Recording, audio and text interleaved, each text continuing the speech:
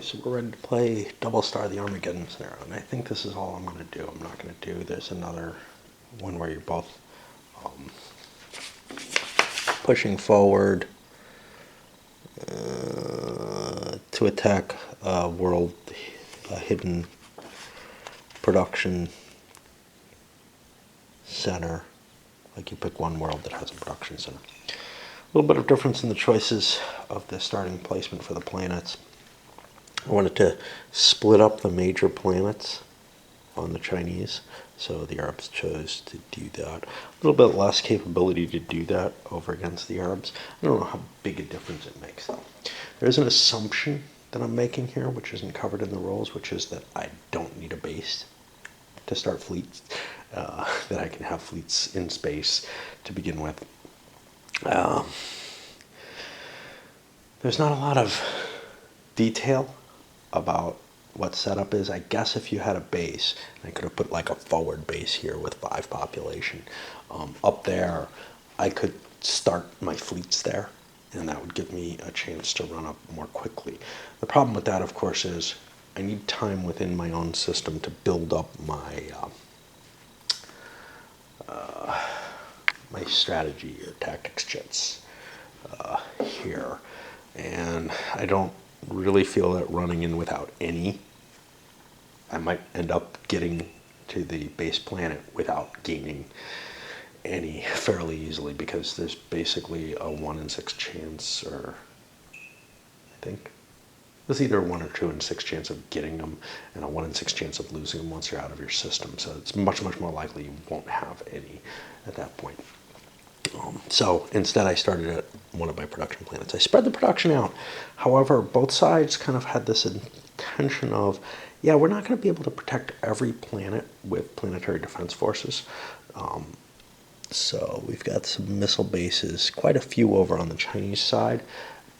And I kind of reversed the design of the fleets in this game. The Chinese need to strike first, I think. They may not be able to eliminate the enemy total fleet, the points. The Islamics have more population to begin with, and they also have, let's see the scenario itself, less starting points, but more overall points at the end. You know, they have 30 additional points available. Well, I held 2 of my initial ones in reserve too, because fighters are a good deal, and basically it would have meant rescheduling some of my purchases. I don't know what I would have done. Very few ground defenses for the Arabs. They are protecting one planet, this Al-Moment here. I should talk about the victory conditions, because that's really why this is happening. The Islamic player sets up first and moves first in this one. Okay. There's no game length limit. It continues until victory conditions.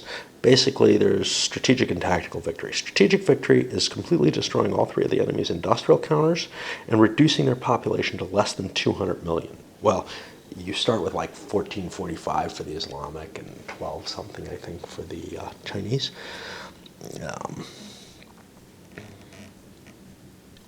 And you have to keep an industry counter and have a population of 400 million left.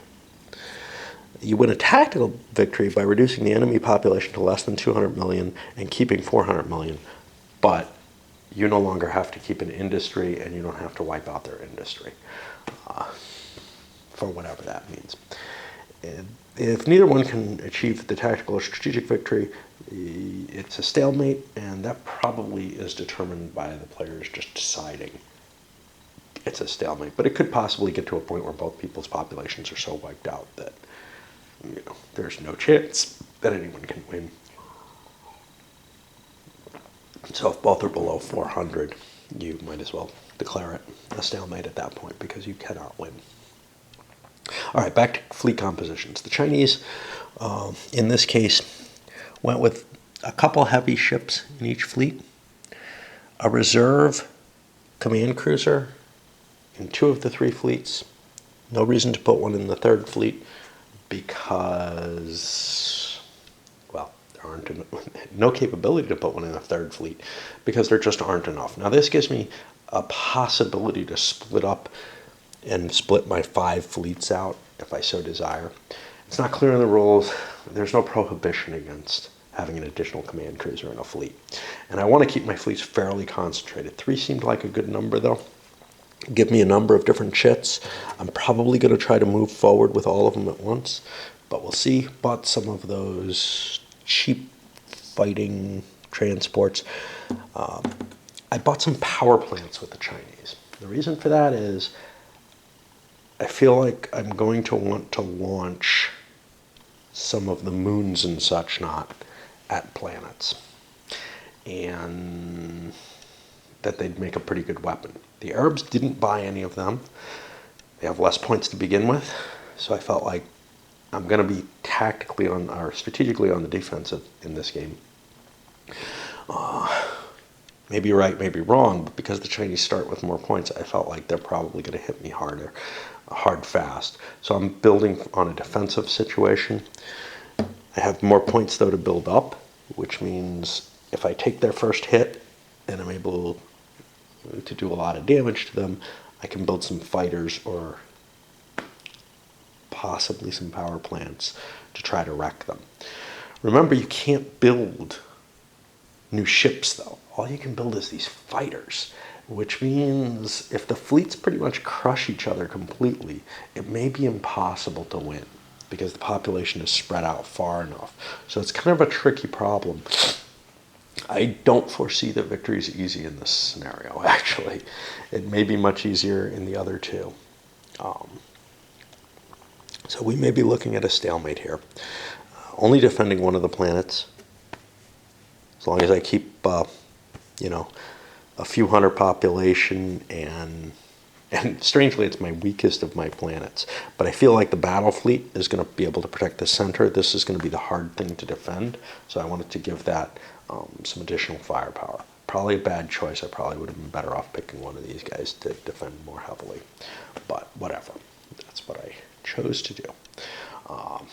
The Arab fleet, a little bit more top-heavy. A couple battleships per, a battle cruiser, backup cruiser, command cruisers, an actual regular heavy cruiser. Because I have points, I can upgrade that to a command cruiser if I need to. That's an allowable upgrade. I think I can do that in an industry. If I can't do it in an industry, I screwed up. We got some lighter ships, destroyers, etc. Pretty much, we both are using up the maximum number of fighters. I don't see... The fighters, like most things, cost 2 points to build and have 2 firepower. For the most part, all the ships have a cost equal to the firepower that they provide.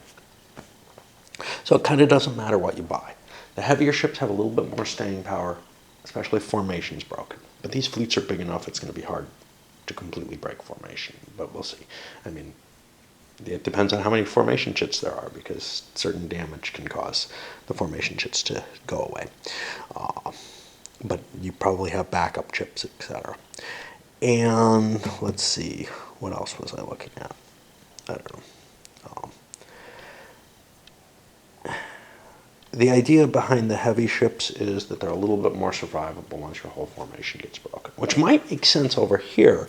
But the reason I chose to go with more lighter ships here is I'm probably going to have less capability of formation, and I'm counting on having weaker formations, less depth of good formation. So it's kind of this weird balance where if you have less formations, you're more likely to be completely wiped out in terms of formation, be flying all kind of loose ships. That's terrible, but it's not as bad if you have heavy ships. But as long as you have some sort of formation, the lighter ships are good at the weaker formations. The wedge, for example, I think is good for the lighter ships. I don't remember the formation names very well. What was it? The cone also. No, the cone doesn't matter. That the wedge is better. having a lot of ships is the important thing. Now, we ended up with about as many. Both sides used up all their robotic fighters or whatever. The robotic fighters are a little lousy at planetary bombardment, which is one problem. But I think this is going to come down to a huge fleet battle rather than an ability to like slip in and destroy every single planet. I think the huge fleet battle is pretty much a requirement in this game. In some of the scenarios, sure, I could go take out, one planet like in that first scenario, and that's good enough. In the third scenario, you get to pinpoint a planet and attack that planet, and you pick it in advance, so your opponent may not know which planet you're going for. In this particular scenario, you have to wipe everything out, which means if you spread your fleets out, the other person can throw their entire fleet against one of your battle fleets, destroy it, and now they probably have a numerical advantage against your other two fleets because they've got all three of their fleets, or five, or whatever. I mean, however you want to do it. Both sides picked three just because I felt like it gave me more tactical advantage. If need be, I can combine the fleets and basically turn a command cruiser into just part of a fleet like I've got here. Again, I'm not sure about that, but in the rules there doesn't, it's something I feel a little funny about, but there's absolutely nothing against it in the rules. But there's a lot of places where the rules are missing things that you'd assume. So feeling a little funny about something might be enough reason that you rule things differently. We're set and ready to go. And I've got a lot of stress in my life right now. I don't know if we're going to finish this one, but we should get some ground going because I've got a move going on. I just bought another place. So the Arabs go first. The problem there is they're sitting on the 2 extra bucks plus 30 that they have as excess points that they can spend. There doesn't seem to be any limitation on that. They can build stuff right away. The Qin do not have anything that they can build for the course of the game. They spend all their points. They could have saved some in reserve if they wanted to send ships back and upgrade things, or if they wanted to build fighters or something. But again, I feel like not too different from the other one. This is actually pretty much going to come down to who can get the fastest at the mostest. Now, in which case, not Arabs, Islamists, because there's no guarantee that they're from Arabic origin. The real question here, though, is what would I want to build? There's a 6-turn delay, I believe. I'm allowed to build power plants. I'm allowed to build fighters. Well, I've built most of my fighters, and that's really about it. I don't even think I can build bases, which seem to be pretty useless in the game as far as I can tell. The only reason you'd want one, put some population out, or put a base out here so that you can, get a quicker attack. Well, we had reasons for not doing that. So, honestly, I don't think there's much of anything I want to do. They're really, I could have saved and not bought fighters.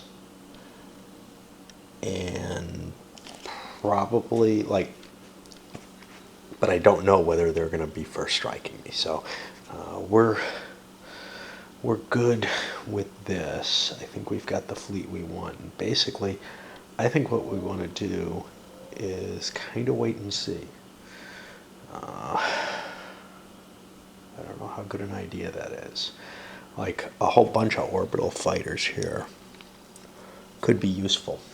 But again, that's a big cost. And I feel like by delaying and being in the system longer, and not taking the aggressive action, I've got the better chance. If I can stop the Chinese, then I can turn things around.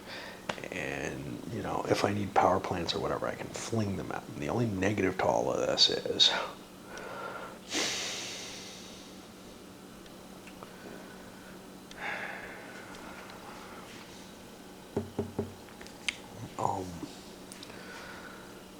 if I win that initial battle, then I kind of don't need much. You know, there's not a whole hell of a lot of defenses here. Save maybe 6 points for, yeah, let's save 6 points. I think that's good enough. Save 6 points for a planetoid. Make it 12. All right, so we'll spend 20 bucks. We'll buy 10 orbitals. I probably shouldn't have done this the way I did. But again, a lot of this game feels like it's a big guesswork and then some big swings of luck as to, on two sides. One, hey, what do you get out of the cup? Because that could be really lousy, right? You could end up with nothing because of bad rolls, whatever. And then the other thing is there's some combat results. In general, you can kind of predict what the combat's going to create, but in some cases, there's fairly low chances of breaking the fleet and taking away one of those ships, and that can be pretty big. It really seems to, with the size of the fleets we're talking about, a lot of the battle seems to depend upon how quickly you can break the fleet with those B markers. So, I'm trying to remember if you can do production. I think production is during the interface, so I gotta wait a turn to do that. Otherwise, well, I think the training is also during the interface. So I'm gonna actually sit as I am and let them come to me and see what happens. Any ships advance. All right, now we're in the production step.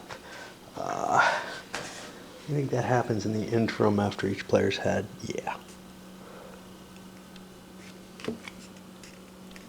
Oh, this is the interim phase. Okay. I think, let me read how this works. It doesn't really matter too much, as long as I'm in the same place. After each player has one player turn, the interim phase occurs. On every alterum I think this means they happen before the turn, which means, yeah, we're here. We get our interim phase. We spend that 20 points that I was going to spend and put these around turn 8. And these are going to all be built on this planet. This is the one I'm trying to defend, the one I'm willing to commit everything to, if it comes down to that, right? And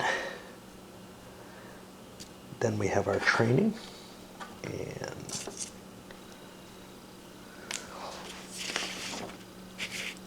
I believe training happens before the negative side, so I roll 2 dice.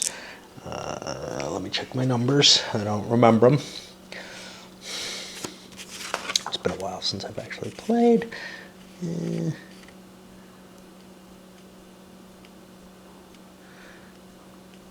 Within the outermost margin, 3 through 6, and outside it's 5 or 6, and 6s are possible failures. So we'll check for each of these, and you saw this in the last game. So 3 through 6, he gets a training.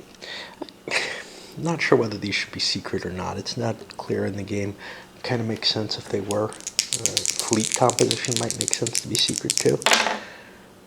He gains one and then loses it. And he doesn't do anything. But then we do the same over here. No production for him. He gains one for his first fleet. It's going to be a cylinder. Cylinder is pretty good. Globe is kind of iffy. It's the best, it's the most powerful potentially, but you have to outnumber the opponent heavily for it to work. No bonus. No bonus. And then we go to the movement. Oh, planetary movement. All planets move. And we do that. And just in case you haven't seen the other one, am I going in the wrong direction? I went in the wrong direction.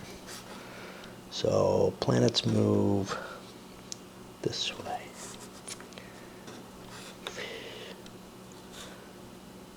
Oh, I gotta figure out which way these guys are flying. Okay.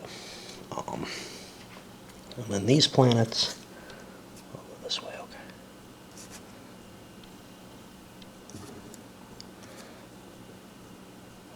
this one. Sometimes it's hard to see who's in what orbit. Okay. And it's going to be a while because the Chinese may actually stay within their orbit like they did last time to build up enough chits that they think they have a shot.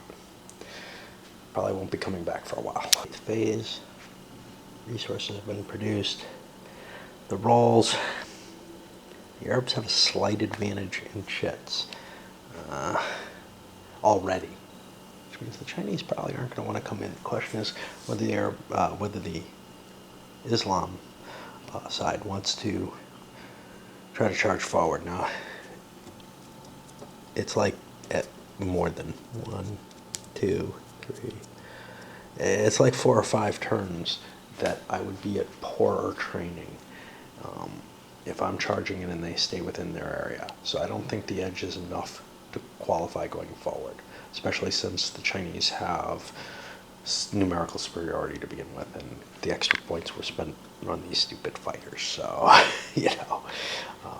think we're going to just sit back and wait things out a little bit longer on both sides. Potential is getting greater. Now, what's interesting is I could sweep all of these into one fleet. The fleet would have 3 cones. That's pretty decent, actually. Alternatively, here I could grab these guys who have a cylinder, which is sort of the best option across the board, and throw them into this one with a couple of cones, this one with cone wedge, cylinder. The reason you might want to do that is if these are all getting consolidated, there's a higher defensive factor for every ship until the formation is broken, and I might need to consolidate my forces to be able to punch through that so that they're all just 2 big giant fleets hitting each other.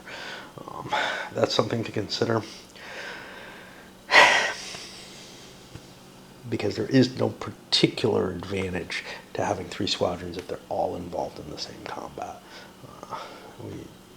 There's reasons you might want to split your forces up, and for the ability, like if an attempt to spread out is done, but there's not a lot of reason in this scenario for me to go flying off and hunting down. Well, certainly not that, unless I'm going to grab it and throw it at a planet.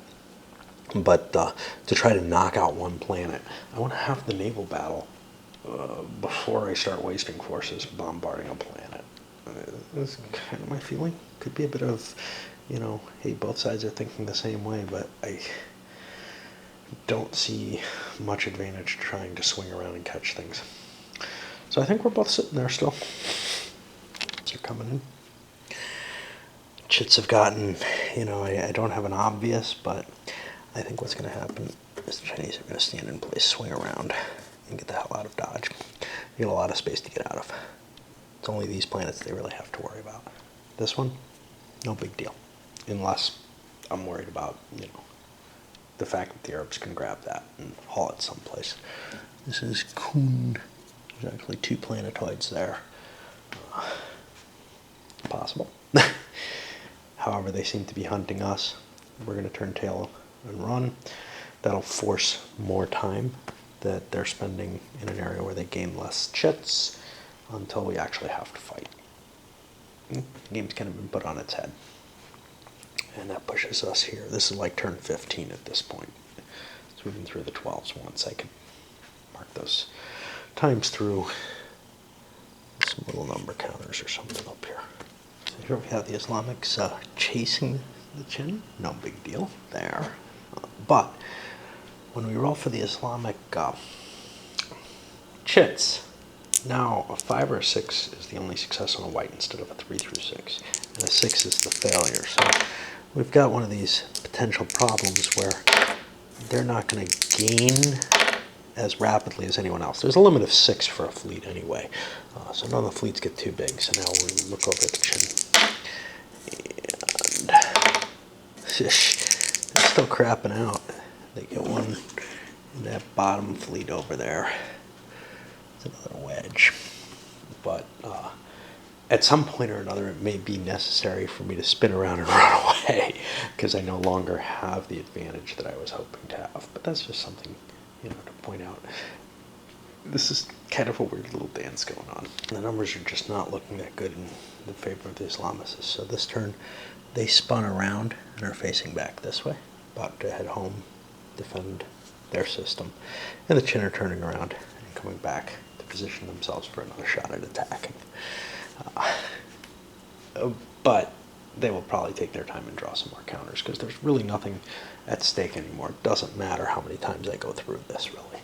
I'm just keeping count for personal reasons, unlike the raid scenario, where it's actually a big deal. It's sort of down to this weird face-off where the Islamists, I'll be sitting back filling out the rest of their hand. It may change in different directions, whatever. But really the Chinese don't want to launch an attack until they fill theirs out as well. So it's just, nobody's going to get the jump on the other side. So now they're going to get full decks of 6 minus, whatever comes during the crossing period, because somebody might lose some or whatever. But it's pretty clear that all the fleets are going to be coming in pretty full, just because of the way the rolls work when you're in the system. And the Chinese will just count on, we got numbers, man. That's good enough. Highlight though, and it would be worse if I had 5 fleets trying to optimize even more over all those, which would have been a possibility. It's really a pain in the ass. I mean, every time you hit one of these, not only do you have to track all these little things, and they don't have much effect on the game. It's not like, even Battlefleet Mars, the movement of the planets doesn't have much effect, which kind of leads you to say, maybe High Frontier was a good decision. I don't know. To not have mobile planet. It wouldn't have been possible to do that kind of complex flight with them, but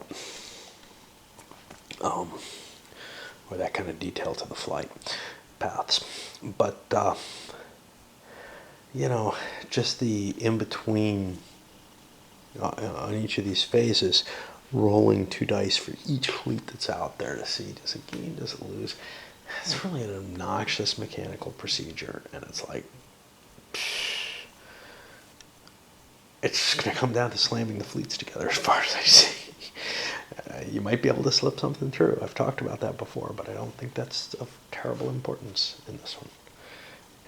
Mission approach begins coasting in this way. If I can convince the Islamists to come outside, there might be a slight advantage there. Unlikely, but just in terms of causing them to get some bad rolls on here.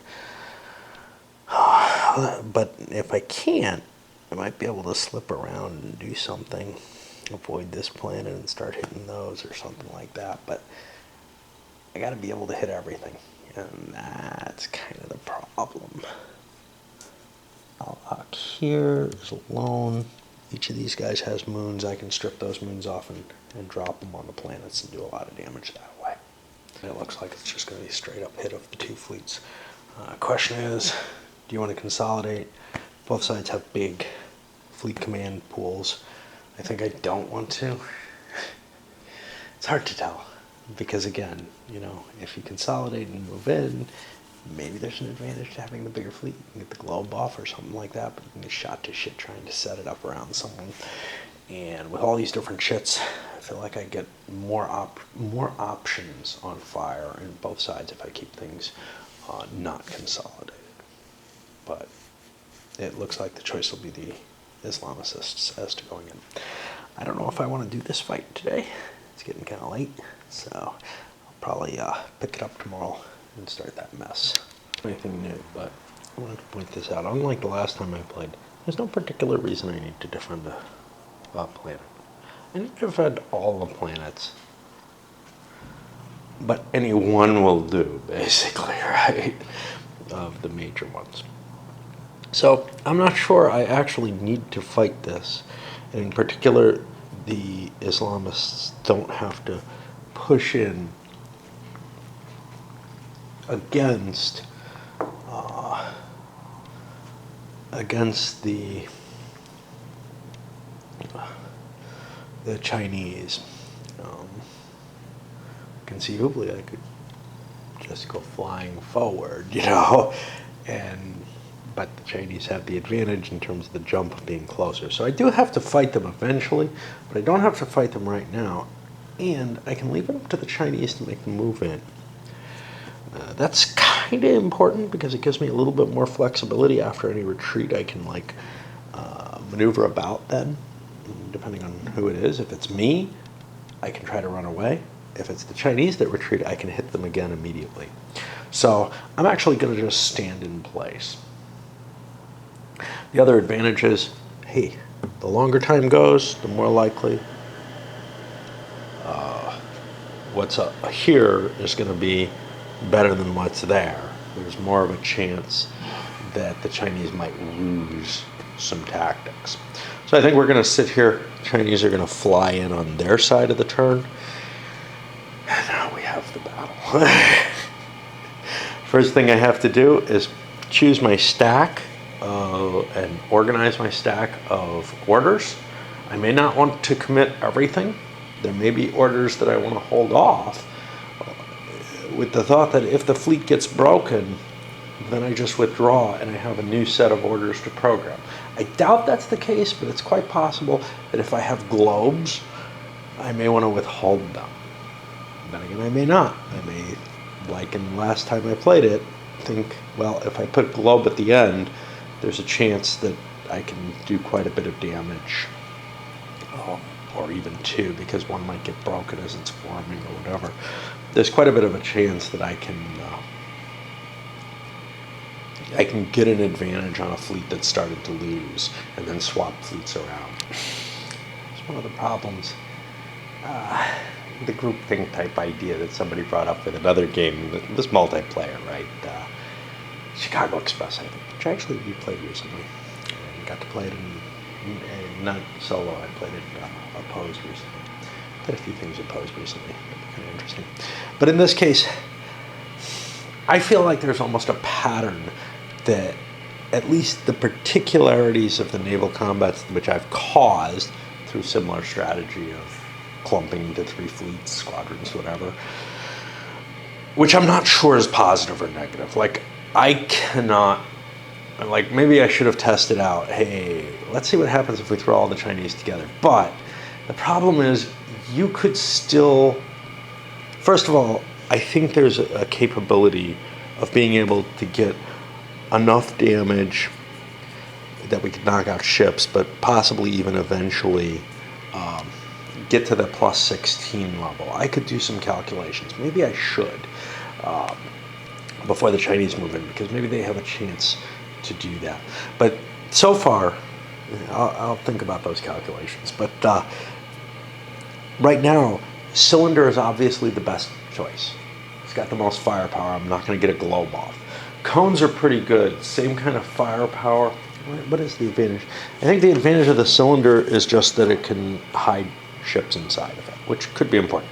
Cones are the next best, you know. Screw it, man. If I can't hide ships, that's too bad, but whatever. It still gives me that huge firepower. Then I go with the globe. The globe can hide ships, but the other thing that the globe can do is it has the first fire, but it's a little risky. And you have to outnumber a squadron, so you have to choose to fire to form the globe around a weak group, or groups, I guess. If you can do that. The final, and I wonder what happens like if a squadron's scattered. I think you still have to globe the whole squadron. You can't like, oh, I'll just globe around a few of those ships and pick them off. So, and again, these things are not really specified in the rules,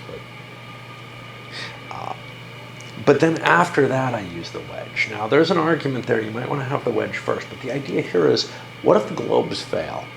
You know, if you're not in a good situation, well, this is the question. Would getting the wedges off early be better or worse? And it all depends.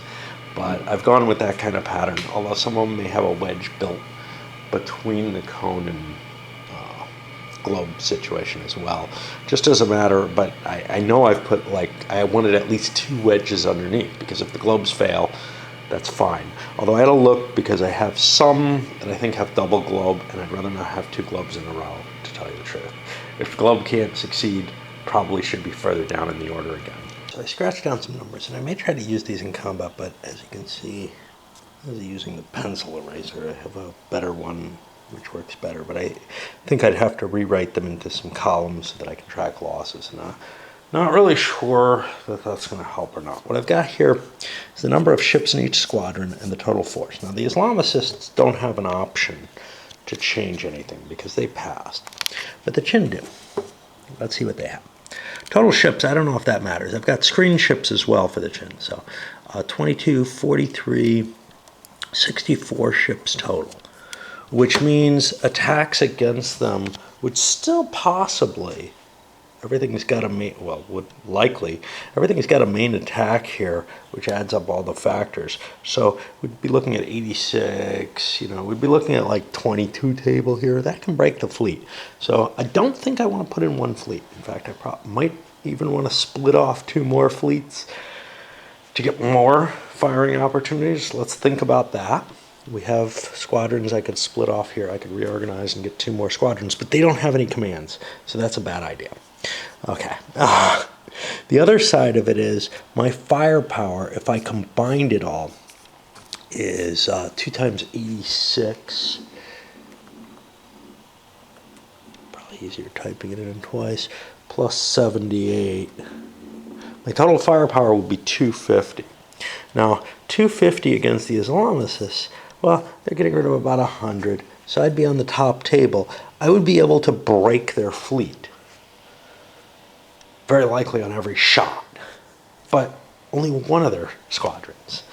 And the other squadrons would be concentrating fire and taking out basically probably 3 of my ships per round to the 1 that I take out. So I think we're kind of stuck with this 3-on-3 fleet battle. Given that 3-on-3 works, we probably should be doing 5-on-5. Yeah, I made different choices for not doing that. At this point, I'm regretting it because it does seem to be the more squadrons you have, the better. But there is a problem. Once a squadron gets reduced below a certain size, it no longer can be in certain formations. These are all huge, though. I've got 20 ship squadrons. They'll run out. But for quite a while, I would have that firepower advantage, and I think I probably should have split into more fleets each. We're not going to go into too much detail in the combat in this one, though. All right. You want to see combat, look at the other one. I go into detail on that. Here, I'll come back as the battle progresses occasionally, like I do towards the end of the raid scenario. Change battery. Piece of analysis I chose to take, and the fucking leaf blower's on again. Over here. I have... Oh, did it in the wrong order. This should be 152, and this should be 125. Okay, so the Qin strengths, firepower strength, 86 is their biggest. Total defensive strength for a ship, a 22 defensive strength is not particularly, with 86 actually works out really badly. It puts me to 64. Now, that sounds great, right? Perfect table now, because I got to add the strength of a ship in. Now, if I aim at a fighter, I can still break the fleet, but there's no reason to do that. I can aim at something a little stronger, like one of these or something. Because at the very worst, I have this 78 here, which when I'm facing 22 is going to end up lower. So that ends up on the 56, which means I have a lot of room. I can aim at a fairly large ship. Over here with the Islamicists, I have 86, 86, 90. Well, again, for the same reasons, 86 firing at 21 ships, not counting the protected ships inside, gives me that 64 number. Hey, it all worked out. Or at 22, it gives me that 64. But the others are 21s. So I want to make sure my 90 firepower, how did I get that, ends up, I'm not sure why that has so much more firepower. Has another one of these. Probably has an extra fighter or something too. Oh, it's got this destroyer instead of something. Yeah. Okay. Anyhow, that works out that I'll be able to get everything on the plus 64 column, which gives me a 50-50 chance of knocking out a strategy or a tactical chip each time. I think the Islamists have the advantage here by boiling all the numbers down. Now, had I been, you know, had I done all this because everything's face up, supposedly, although maybe it shouldn't be, everything is visible to you. Had I done all this before entering the battle, I might have chosen with the chin, yeah, I don't actually want to attack. I'm at a disadvantage. But I feel it's sort of their duty to do so. Unfortunately for them, they started off with a bigger fleet, so they have an actually bigger battle fleet because a lot of the excess points were spent on this crap. But they spent points on their planetoids, which aren't really going to be, they're not hauling any planetoids as of yet. Their capability to use planetoids. I actually think that was a bad idea. They should have spent the points on ships and counted on whatever comes out being able to take out the planet. The problem is fighters aren't very good at taking out the planet. It could well come to the point where neither side has a bomb capability to do any damage after this battle. It could be close enough that there's almost nothing left. That would create an interesting situation. If he's got transports left, he could build some power plants and throw them in. If he doesn't, he's stuck building robot fighters, which probably can't win him the game. And the power plants maybe can't either. They're disposable. They're one shot, and it probably costs, well, if there are moons around the planet, it just costs one to make each shot. But this planet doesn't have a lot of population, which means not enough to survive the game, basically, although I do have to perhaps take the factory out. But that I could take care of with firepower. But these others, I might well want to drop some planets on, and that probably requires two shots. One to get the planetoid moving, one to dump it on the planet, rather than it just getting captured in orbit. Two corrections there. One is, it actually will probably take 3 to drop a planetoid, because I've got to set it moving, get it close to the planet, change course unless I get really lucky, and I could calculate it all out and launch the planet just perfectly, and then one more to drop it on the planet. So I probably have at most 2 of those attacks here. These things cost 3 each, so again, maybe 1 or 2 of those attacks there. Probably not a lot. The other thing is these firepower choices don't seem right. So I'm firing at the chin. That's an 86 with 1. I'm sorry, it's a 22 with 1. That's not the right ship firing. It should be the 3rd fleet that's firing the 90 strength point at that. Let me make sure I've got this one right. I can change them between rounds, but I don't know if globes can do that because they've got to form around a squadron. So here, 22, 22 is my big one. And that doesn't, no, 86, 86, 78. So I should be going in order there, and that's correct. Okay. And now I start the massive die rolling, and it's really not that many. It's not like I'm rolling with every ship like some games, oh god. The Company War has that with saving throws and all that, but there aren't a lot of ships in play, but still it's fucking annoying. But Le Grand Guerre is the ultimate annoyance in this. You could say, well, what about things like dice at sea and dice in the Pacific? Yeah, but you're rolling bunches of dice, and also on top of that, that's all the game is about, and there aren't the fleets aren't this big. But yeah, anything, oh, I know what it is. War in the Falklands. That's the painful one, the modern version of War in the Falklands. I haven't played that yet, which is unfortunate. It's the World War I version's interesting. The modern version is this hideous dice fest of rolling dice and saving throws, 2d6 on each. We're actually running out of video, so we're not going to get through this battle, but on this video, but that's okay. We'll get it started because who knows? I was hoping to get the whole game in on one video. Rolling the battles on paper instead of with the little ship counters, and honestly, I think the whole game could be on paper. But the way I do this is same as the last time, which is I pick one fleet, say this one to fire first, I don't know, or this one. It fires, and then its target fires back at the next thing, etc. So I go all the way around, as long as everybody's shooting at different ships, different fleets. Once you start getting gang ups, well, then I have to be a little bit more careful. But as it stands right now, I can just kind of weave through who's shooting at what. I'm tracking here the total number of ships and the total strength and what we have. So, for example, this guy had taken a loss of destroyer. By the way, destroyers suck to lose because they have, well, I don't know. I guess everything kind of sucks to lose. But the bigger the ship that you can shoot, the better it is. Usually the defenses, are pretty close. But here I'm losing 4 strength points instead of the 2 for the fighter. So that goes here, and I mark the current total strength, the current number of ships. You're only going to see that go down by 1 as long as it's squadron on squadron. And then a little asterisk to indicate somebody lost one of their tactical ships. And I'll just keep the kills piling up here, although I don't know really why. These things can't be rebuilt. I should be bagging them afterwards, but I can keep going with this battle.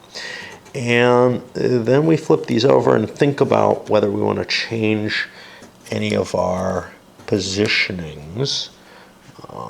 Everybody's still got full firepower going. Everybody's got full defensive capabilities. The only question is, there's some screened ships over here, so if I blow through the cylinders, I might be able to start picking off the guys who are hauling power plants. That's really the only exciting thing. It takes, a couple minutes to run through a round of firings. It's a little faster than it was trying to deal with, the additional counting, where it was taking like 5 minutes to run through a set of firings. But you still got to roll the dice. Look at the numbers and compare them and figure out which ship you're hitting. And if you're hitting something that's worth, any reasonable amount of points, you have to do a little subtraction.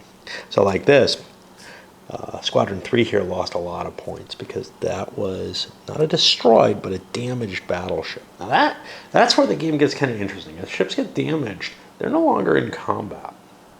I guess you could keep shooting them, but it seems like you don't want to, because you want to continue the advantage that you have in this combat. And it could be screened. In this case, this guy is now screened. But because they're easy pickings. For the long term, it makes sense to pick them off completely, but you kind of want to win the naval battle, right? And once you force the other guy to escape, he's probably hurting pretty badly once you've won the naval battle, because he'll be out of chits or whatever. But if he has a lot of damaged ships and pulls out without losing all his his command chits without losing, where he's not maybe losing a lot of ships, he's just got a lot of damaged ones. He's still a potent fighting force that could be out there if he has chits remaining for combat.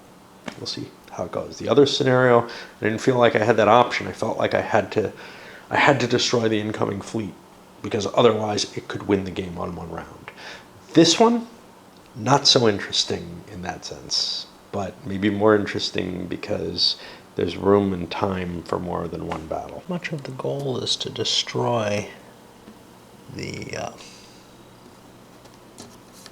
actual formation counters rather than the ships. The formation counters are kind of more important than the ships in some ways. And it means that the ships could run back home and, try to get more formation counters,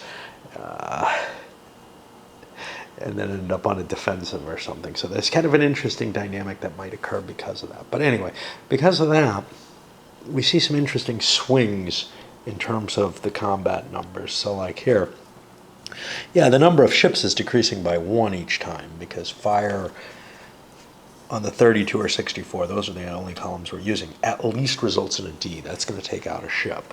But a break formation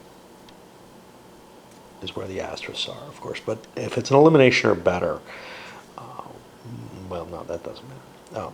whatever it is, if you're firing in general on the 32 table, you're targeting bigger ships. So there's kind of this swing back and forth where the biggest ships are getting targeted or smaller ships, because that increases your chance of breaking formation.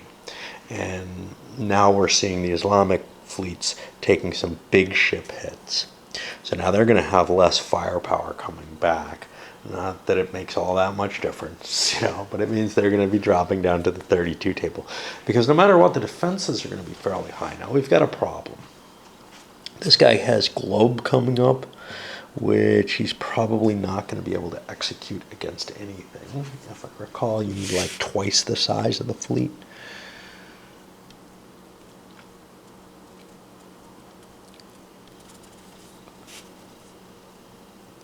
At least 3 ships more than the target formation. Well, that might be possible. So the Islamic 18, it is not going to have 3 ships more, so he loses that globe formation. He can't even attempt to make it against any of the possible enemies. So he's going to drop into a wedge, for whatever that's worth. Everything here is still in cylinder. Wedge is the interesting one. That means his attack factor is per additional unscreened ship. And that's something I got to keep in mind, because that's going to be kind of weaker. So that's Islamic 2 here. I'm going to put a little square around it, because otherwise I'll forget and just handle it like everything else. It doesn't have a 68 strength. It has a 16 for the big guns plus 17 more. So it only has like a 33 strength, which is not enough to hurt anything, right? Oh, no, it is. Yeah, the defensive factor is the first factor. So yeah, we'll get some roll against something. Yeah. Just showing you another glimpse into this. This battle should determine the game, I think. But again, there is some potential for it not to. Around and things are starting to look kind of ugly for the Islamic. This, which lost its battleship now, it's down to a battle cruiser, so I've only got 29 points there. That means I'm shooting over here on the +8 column, and it's not terribly effective. I could try to get that fleet out of there and gather up with these and hope for something better to occur, but that would leave the other squadrons in a lot of trouble. These don't have to pair up. I could gang up on individual squadrons and shoot them from multiple times from squadrons. But the question is whether this is doing any good, and it's still got a fair chance of knocking out a ship each round, which could be pretty important. However, it's not going to be a big ship wherever it shoots, but it does start weakening the defenses and maybe making easier pickoffs, where I can get a better table somewhere else. The big ships are beginning to, attrition away pretty fast, because where they're available to be decent targets, i.e. the charts work well for them, and that's also kind of, it feels so artificial to have these breakdown chart numbers. There's things I like about this system, there's things I really don't. The unfortunate thing is you'd have to have a much, much more complicated combat system to account for not taking, breakdown chart points like this. And this, as an abstraction, fine, but it does mean that there's some weird tactics that come around just the composition of the chart for no apparent reason. Anyway, I guess I'm going to stick around and keep fighting it out, because it's giving me some advantage in what seems to be the major battle. Now, I could turn tail and run, and, next turn, maybe get a counter. But turning tail and running means I take shots from all, if everything turns tail and runs, I take shots from all 3 of the Chinese fleets, or squadrons, and without getting to return fire. This guy would be a potential target, but he might not be interesting to me, and I might gang up and try to pick off a couple of ships on the guys who are still there otherwise. So they may get away for free while they're being kind of screened. It's not a guaranteed screening, but I just don't know. And as a matter of fact, it might make sense for the Chinese to gang up anyway, because this thing is less effective than any other squadron. And if I can break some of these other fleets and get rid of their strong offensive capabilities. I know this one's not going to do any such damage to me. I think I do want to turn tail. I look at my numbers, and I have this guy who's only a 17 plus 12, 29 firepower.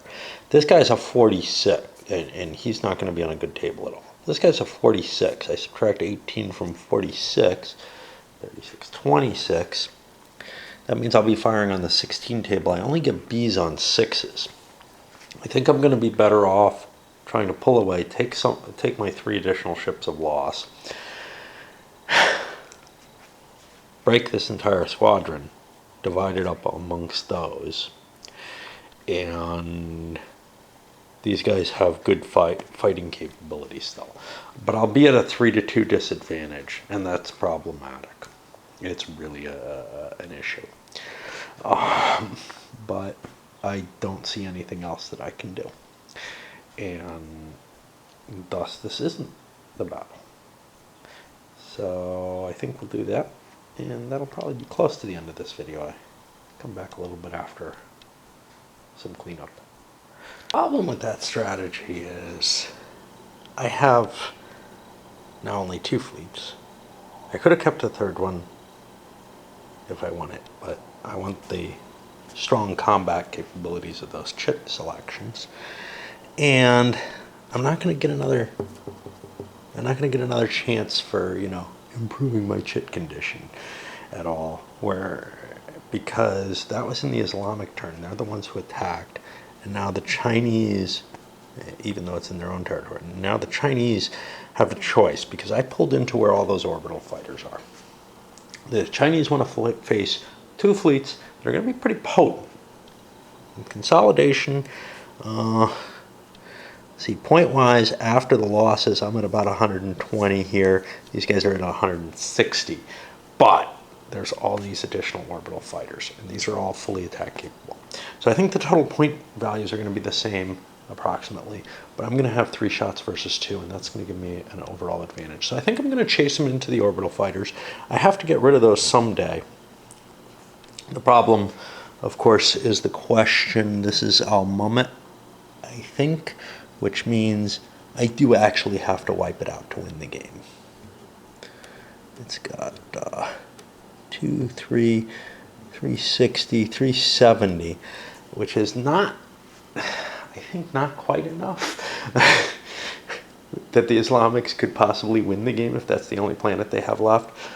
But it is enough that I would have to actually take that planet down. If I can take this fleet down, and I think I've got a fair shot at it, the weapons, chits, etc. are still to my advantage. Although I don't have as much depth as I would like. Like I've got this piece of crap here. I got these guys, which... so that's kind of scary. Anyway, we'll have to send this one up because there's not enough time left on this video. YouTube doesn't put my videos together anymore, I think. Well, I'm going to have to find some way to glue this thing together. All right.